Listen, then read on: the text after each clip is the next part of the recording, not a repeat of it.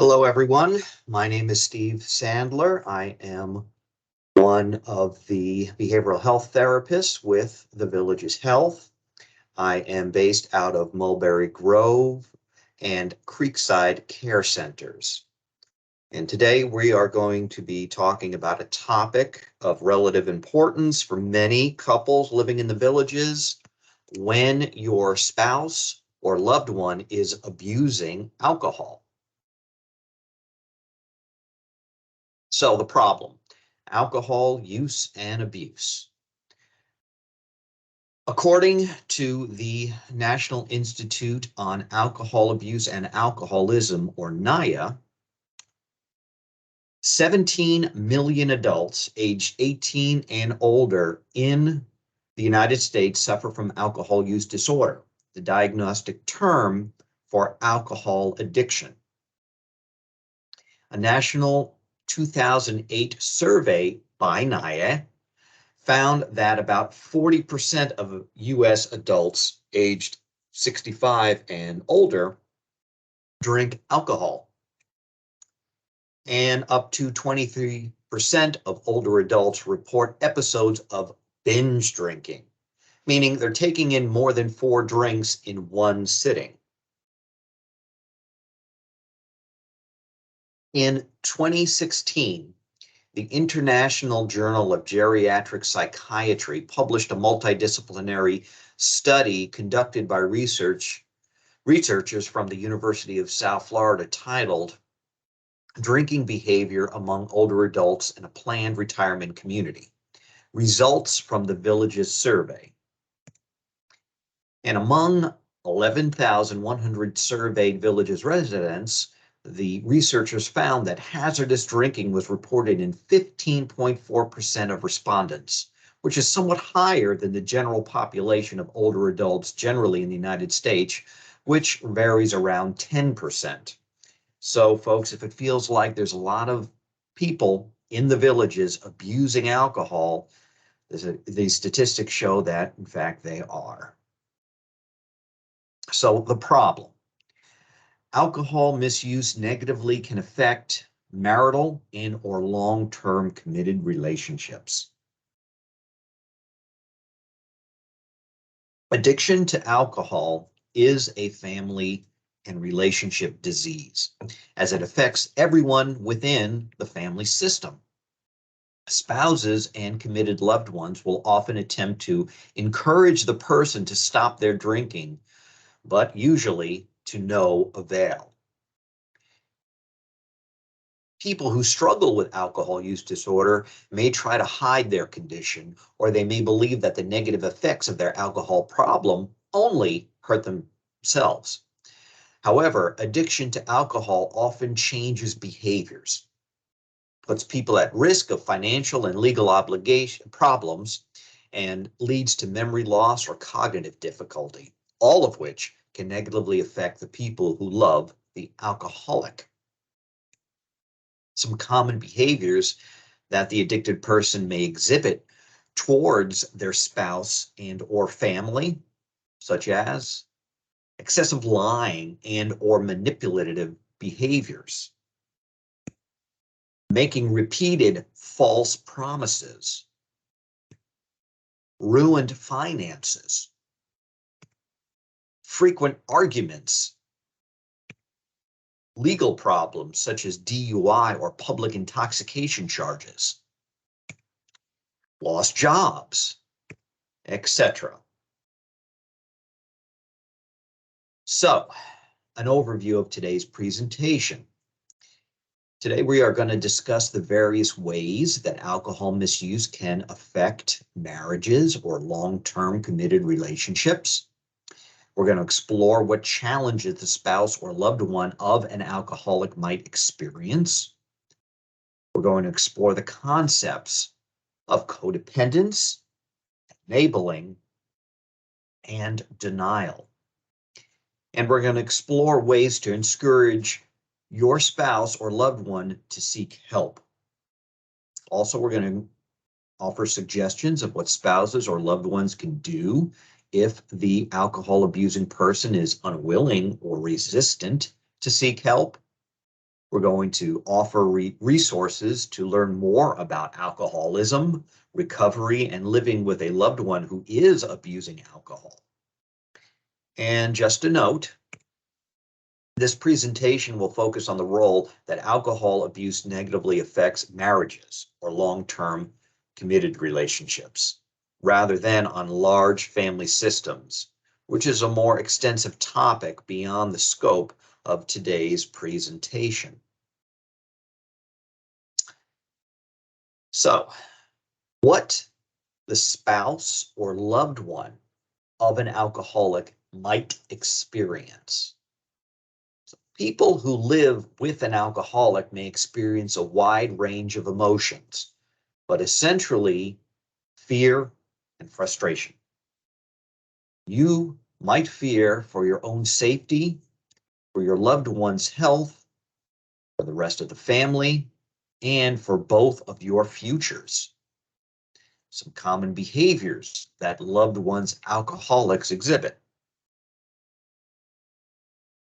Blaming yourself for the problem, believing that your loved one's drinking is because of you. Taking his or her drinking personally. Trying to control or cure the alcoholic's drinking.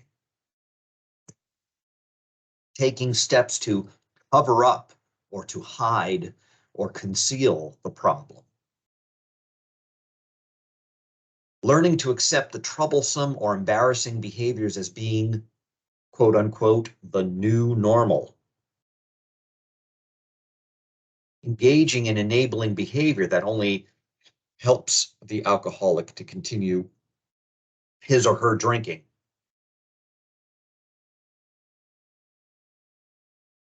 So based on the concept I just shared with you, enabling, the definition. Enabling is an intentional or unintentional behavior or action by a loved one that helps or assists the alcoholic to continue his or her self-destructive spiral downward. Some examples of enabling may look like taking over the addicted person's various personal, work, or family-related responsibilities because he or she is either too intoxicated or hungover to do those responsibilities themselves.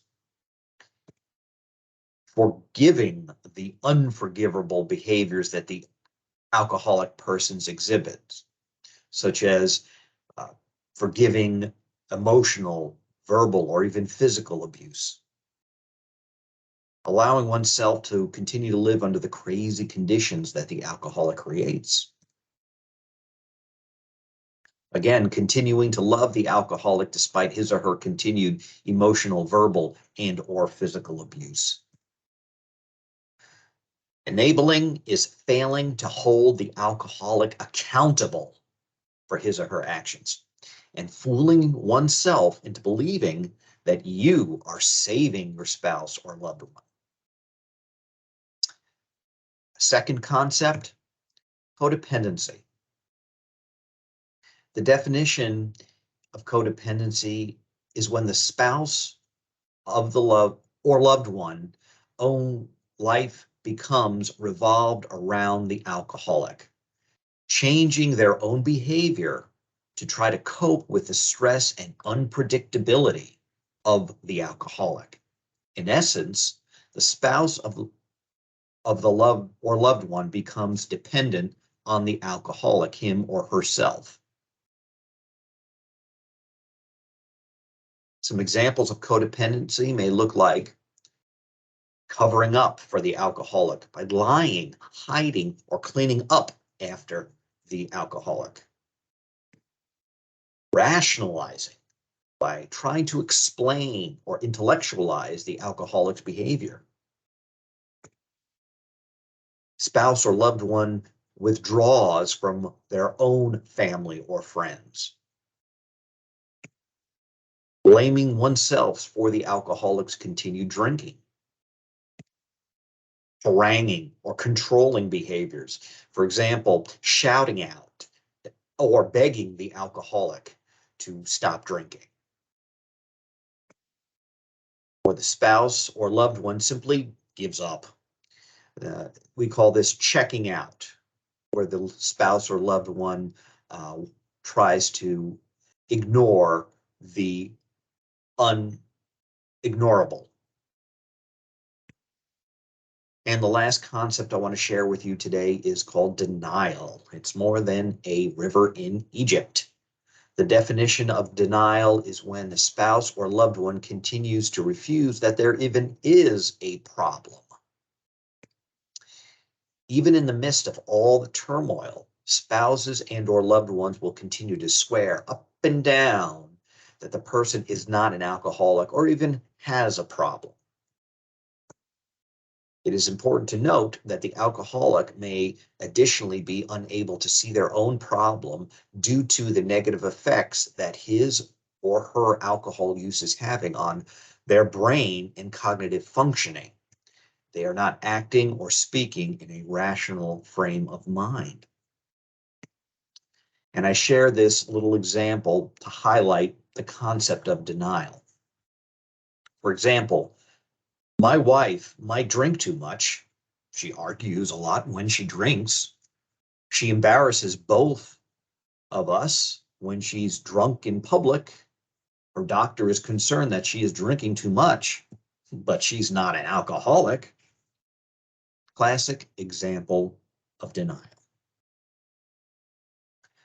So next, we will turn to some ways to encourage your spouse or loved one to seek help.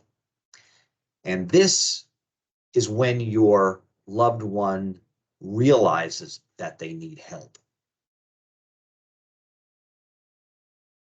Your loved one first needs to recognize that he or she has a problem with alcohol and that their behavior is out of control. The first step is recognizing the problem and that one's life is out of control. Your loved one also needs to accept that he or she is in fact either an alcoholic or alcohol addict.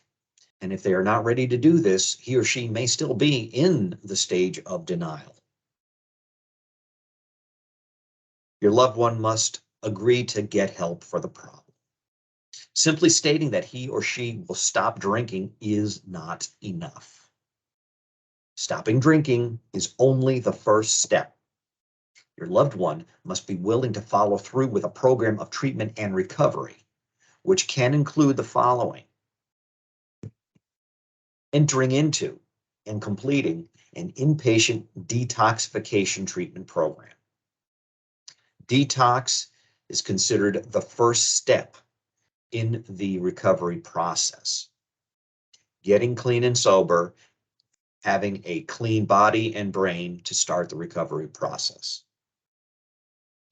Then, attending sober support group meetings, such as Alcoholics Anonymous or equivalent, regularly and consistently. Attending once or twice generally is not enough. Sober support group meetings are effective when the person attends consistently. Receiving a substance abuse evaluation from a qualified professional and then following through with provided recommendations for treatment. And agreeing to a program of recovery from alcohol that may also include attending and engaging in structured treatment programs, such as various outpatient treatment programs or residential-based programs. Now, ways to encourage your spouse or loved one to seek help when they do not agree that they need help. Number one, and most important, calmly discuss your feelings with your loved one, focusing on communicating your feelings without placing blame. Direct but honest communication is key, using calm and stable tones of voice. Arguing is not an effective communication strategy. Give him or her reading materials regarding addiction and or recovery, such as from Alcoholics Anonymous or the Hazelden publications. Many pamphlets are available for free on the Alcoholics Anonymous website, and it's easy to find, aa.org. And if you know a friend who is currently in recovery from drugs or alcohol, ask him or her to speak with your loved one about their experiences.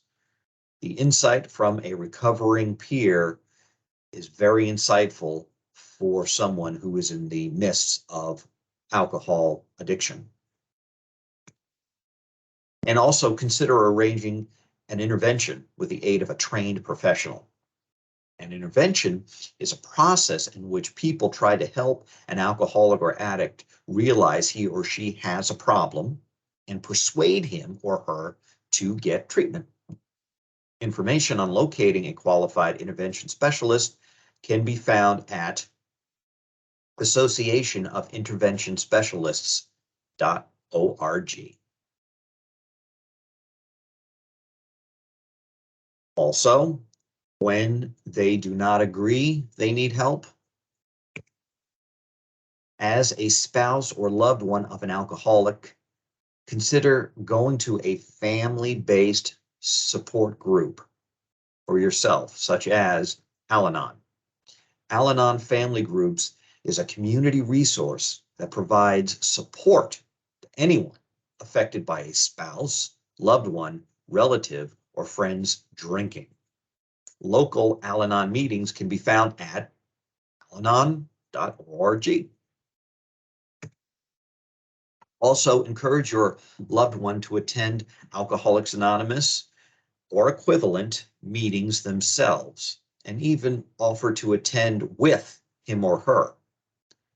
Open AA meetings will allow friends and family members to attend with the recovering person. Even if your loved one only goes to a few AA meetings, but he or she continues to drink, seeing the sober fellowship can give the notion that help is available and ready when they are serious about making change.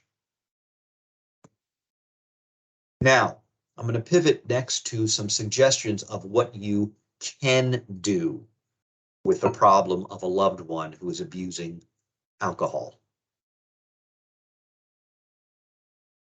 First, be totally honest with yourself about the severity of your loved one's alcohol issue. Trust your eyes, your ears, and your gut. Alcoholics in the midst of addiction can be very manipulative in their communication, and they may be in a midst of denial. What they say may not always be reality, which is why it is so vitally important that you trust what you're seeing, hearing, and feeling. Also, seek self-help groups or even individual counseling for yourself if necessary. This will give you not only some support, but also insight into the situation and how to move forward. Also, it's vitally important for you to take care of yourself. Your own health and well-being are just as important as your alcoholic abusing loved one. Also, admit to yourself that you are not responsible for your alcoholic loved one. He or she is a grown adult, is responsible to him or herself. Stop enabling your alcoholic loved one by allowing him or her to continue to use without consequences. Make the decision that you will no longer lie to him or her, or will buffer the negative consequences of his or her drinking. And I want to emphasize that it's important that we realize that you may have to take extreme or extraordinary measures if your loved one continues to abuse alcohol, such as family interventions, court commitments to treatment, marital or relationship separations, or even divorce. Now, some suggestions of what you cannot do. Number one, you can't continue to deny the effect that your loved one's alcohol misuse has had on your own health and lifestyle. You can't blame yourself for your loved one's alcohol addiction. Alcohol is an illness of the brain, the body, and of the spirit. You did not cause the problem, and you cannot fix it. If your loved one is emotionally, verbally, or physically abusive while under the influence of alcohol, it is not safe or healthy for you to remain in such a toxic situation. Consider reaching out to close friends, support a family, or even domestic violence resource centers if necessary. It is also important to address your own codependency. It is not healthy or safe to spend your life excessively focused on your alcoholic loved one. Healthy, emotional, and or physical detachment is a means of separating oneself from the adverse effects of another person's alcoholism. Just as your alcoholic loved one needs to focus on their own recovery, we need to focus on ourselves and our own growth and health.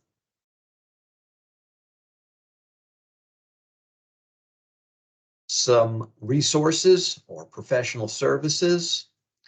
It's important to consult with a qualified professional if you are living or loving an alcoholic.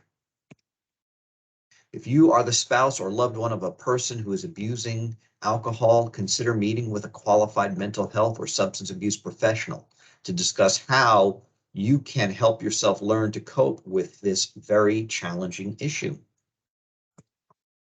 If you are a patient of the Village's Health, simply ask your primary care provider for a referral to the behavioral health department at the Village's Health.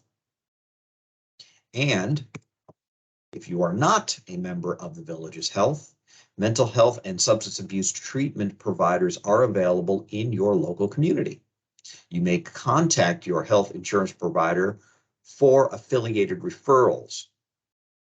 Consult your local community mental health center or contact TVH's Behavioral Health Department support staff for additional assistance. And I wanted to share with you some resources, publications. The first three are published books.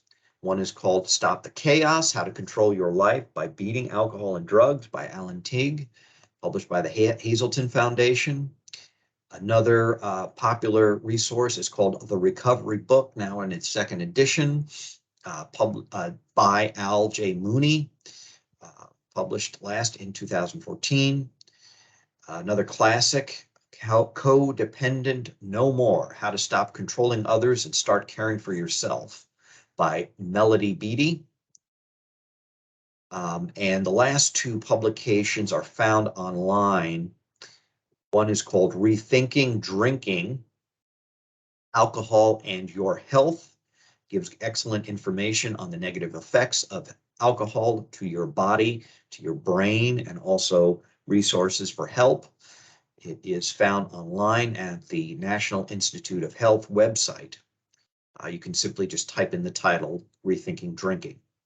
And also a resource for treatment resources called Treatment for Alcohol Problems, Finding and Getting Help by the National Institute of Health. Again, simply type in the title of that publication and it will come up for download or printing. And lastly, Want to share with you some resources regarding mutual support groups and related helpful websites. I talked about Al-Anon family groups for people who live and or love someone who is abusing alcohol. Some information about Al-Anon as well as meeting locations at alanon.org. Some mutual aid support group societies, giving you 4 to choose from. Of course, Alcoholics Anonymous at aa.org, and alternative sober support groups include Secular Organizations for Sobriety, which is sossobriety.org, or Smart Recovery at smartrecovery.org, and Women for Sobriety, womenforsobriety.org. And the last 2 are excellent resources for education and additional resources. The National Institute on Alcohol Abuse and Alcoholism, or NIAA, niaa.nih.gov, nia.nih.gov, and also a program I referenced earlier in the program today, the Association of Intervention Specialists at associationofinterventionspecialists.org. So I want to thank you all for listening today, and just want to emphasize before closing that as a person who is living or loving someone who is abusing alcohol, we need to remember that our own health and well-being are important too. Thank you for listening, and please speak to your primary care providers for any additional help or assistance. Have a great day.